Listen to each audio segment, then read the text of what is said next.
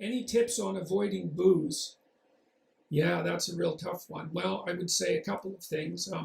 There is a drug, if you're a binge drinker, there is a drug called naltrexone that you could consider, and you take naltrexone every day. It doesn't really have any psychological effect on you, but if you're a naltrexone responder, what will happen is that it will dampen your positive response to alcohol. So some people who are alcoholic, many of them have a very pronounced uh, uh, an opiate effect from alcohol. It looks like it's mediated by beta endorphin, and naltrexone is an opiate blocker. And so what naltrexone seems to do is dampen the positive response. And the positive response, which would be opiate and then dopaminergic, is the same response that makes you want to keep drinking when you start drinking. So if you're one of those people that has a drink and then has to have another one and then has to have another one, and soon all your money's gone, then the probability that you have an opiate response is pretty high. And naltrexone can help with that.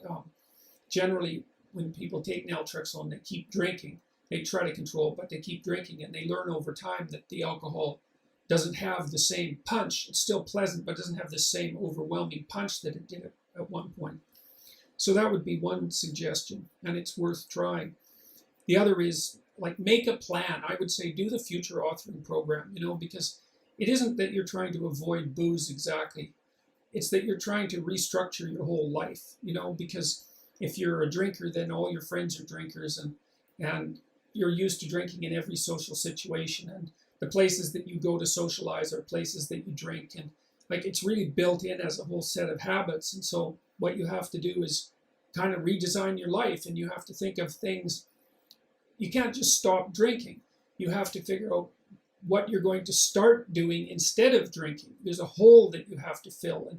And the future authoring program will also help you figure out what your life could look like in the absence of alcohol, and what kind of hell you could end up in if you keep drinking and it causes all the problems that it can cause. And I think you really need to, you need to think through the hell that can occur, and you have to think through how your life could be valuable without alcohol, so that you can be motivated enough to try to regulate it. And I would also say, if you fail and slip, don't berate yourself and beat yourself up.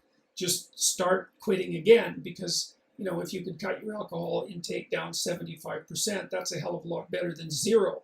And often people go all or nothing, just like they do when they're quitting cigarettes. And they'll quit for a month and then have a cigarette, and they'll say, "Oh my God, now I've broken the pact," and then they'll smoke a whole pack and they'll be smoking again.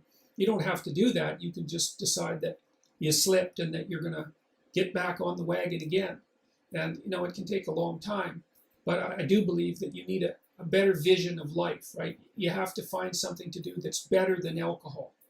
And that might take some real consideration, especially if alcohol is a very potent drug for you. And I would also say, don't hesitate to try the naltrexone.